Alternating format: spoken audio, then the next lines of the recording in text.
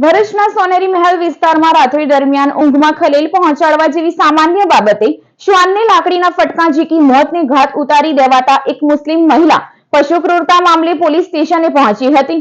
સોનેરી મહેલ વિસ્તારમાં શ્વાનના 3 ગલુડિયા માતા વિના વલખા મારતા અને કલ્પાંત કરતા નજરે પડતા સ્થાનિકોની આંખો ભીંજાઈ હતી। અસલમાં આ 3 બાળકોની માતાને કેટલાક લોકોએ ગત રાતે લાકડીના ફટકા મારી મોતની ઘાટ ઉતારી દીધી હતી। માદા શ્વાનનો વાંક એટલો હતો કે તેના રાત્રે ભસવાથી એક પરિવારની ઊંઘમાં ખલેલ પડતી હતી। આટલી સામાન્ય બાબતે કેટલાક લોકો હાથમાં ડાંગ સાથે નીકળી પડ્યા હતા અને માદા શ્વાનને ઘેરી લઈ લાકડીના સપાટા ઝીકી તેને મોતની ઘાટ ઉતારી દીધી હતી। રાતે એક મુસ્લિમ મહિલાએ આ શ્વાનને બચાવવા કોઈ આગળ આવ્યું ન હતું। આ શ્વાનનું મોત નીપજતા તેના ગલુડિયા રજડી પડ્યા હતા। આજે મહિલાએ जीवदया प्रेमियों की मदद लई श्वान ने मौत घाट उतारना सामे पुलिस फरियाद नोंधावा चक्रो गतिमान कर्या छे।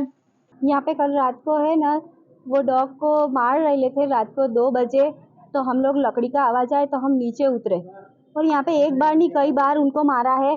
और हमने जब आवाज़ उठाई नीचे उतर के हमने वीडियो बनाया और आवाज़ उठाई तो हमें धक्का मार के बोलते हैं तुम वीडियो मत बनाओ, हम तुम्हारा फ़ोन तोड़ डालेंगे, नहीं कि तुमको ऐसा कर डालेंगे, तुमको घर में आके मारेंगे, ऐसा बोलते थे वो लोग।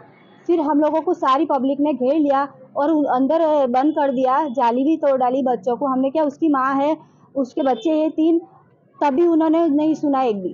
फिर हम लोगों ने अंदर घुसा के फिर उसको इतना मारा लकड़ी से और उसको बांध के गले में रस्सी, पैरों में रस्सी और वहाँ पे फेंक दिया।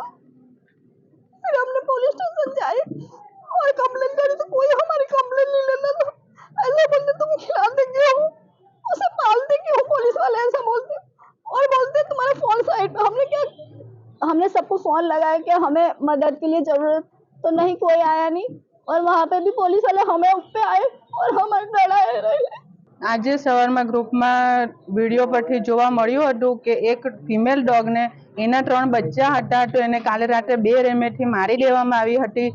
ફોન કરીને પૂછતા જાણ થઈ હતી કે એ લોકોએ પોલીસ સ્ટેશનમાં કમ્પ્લેન કરી હતી પણ ત્યાં એમનો કમ્પ્લેન કોઈ લખી ના હતી।